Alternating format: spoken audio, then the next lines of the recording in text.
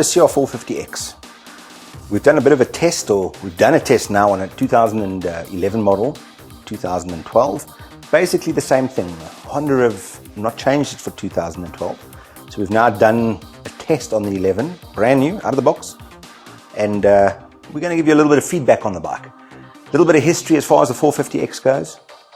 First inception was 2005. Revolutionary bike at the time. A couple of snags. Always known for a bit of an aggressive motor, because it was totally derived from the CR450R. And a lot of people thought that in the real technical stuff it was perhaps a little bit aggressive. Because if you look at any of the 450 shootouts, the 450X always comes over as probably the most powerful or the most motocross orientated of the 450 enduro bikes. Now Honda is known for its reliability and for its build quality. That is probably second only to KTM, or KTM is second to Honda as far as that goes. They're really on a par. They've really built a very, very rugged bike, and over the period of 5 years, or I suppose it's 6th year of production, they've really honed it and refined it.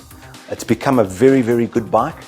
In 2008, there was a specifically cosmetic change that they did to the bike, which made it really look a lot more attractive. Before, it used to look like a little bit of a piggy because they had a huge tank on the thing. Now this does give you range, but it seemed to have lost that motocross feel. So in 2008 they went back to an 8-litre tank, and they made the thing very, very smooth as far as transition on back and forth of the bike goes. So they've really, really improved it in that area, and it actually feels so nice and lithe as opposed to a lot of the other enduro 450s. Does it affect the fuel range? Yeah, it would, because it used to be a 10.5-litre tank. Now it's an 8-litre tank, but I think the weigh-off is worth it, and you can still get your good, let's call it 85, 90 kilometers out of it, or 60 miles touching. So yeah, I think the weigh-off was good. The power in the new 2011-12 is certainly different.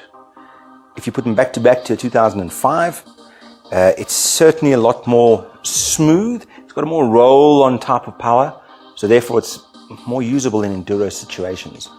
The 05 used to be a little bit, it used to be quite explosive as you opened it up, specifically in first and second gear, which would lead to wheel spin, and of course that wasn't great in an enduro situation or an extreme enduro situation. So they somehow, whether it be cam timing, whether it be flywheel effect, they seem to have refined it to be a lot smoother without taking away the power. A lot of people compare or put smoothness and slow on a parallel, but it's not really. You can have smoothness with drive, and that's what the 450X does. It's got drive. A very exciting bike. Not afraid to lift its wheel in third gear. Very, very responsive. It will lift very, very easily. As it is standard, very, very good off-road bike. For extreme enduro, perhaps want to play a little bit with the sprocketing, and maybe even put on slightly heavier flywheel. But that's really for the extreme enduro type of thing, because the bike is a 450 and it is quite powerful. As far as weight is, it seems like when you ride it, the bike actually feels quite lithe and light. It comes in the scales at 111 kilograms, which should be around about 2.5 to 3 kilograms lighter than a WR450 or a KTM 450, although the KTM 450, the new spec one, is even lighter than that. It's about 1 kilogram lighter. But still, for an old generation frame and 450, it certainly is light, and it's got a nice light feel. Handling cannot be faulted. Honda's always been phenomenal with the handling. Of course, it's got that's Yamaha. It's got shower forks up front and shower piggyback at the back shock. Very, very good system, and it seems to work very, very well with the 450. And in actual fact, on the 250, it seems a little bit stiff or hard, and on the 450, it seems very compliant. That's very possibly to do with the weight factor of the bike, being a bit heavier than the 250. But all in all, it handles phenomenally well.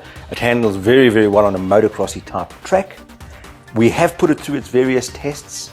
We're fortunate enough to have Bruce and Brent Lariche doing various tests for us, technical and motocrossy. So we'll give you a couple of points and we'll talk about it as we go through it. Enjoy.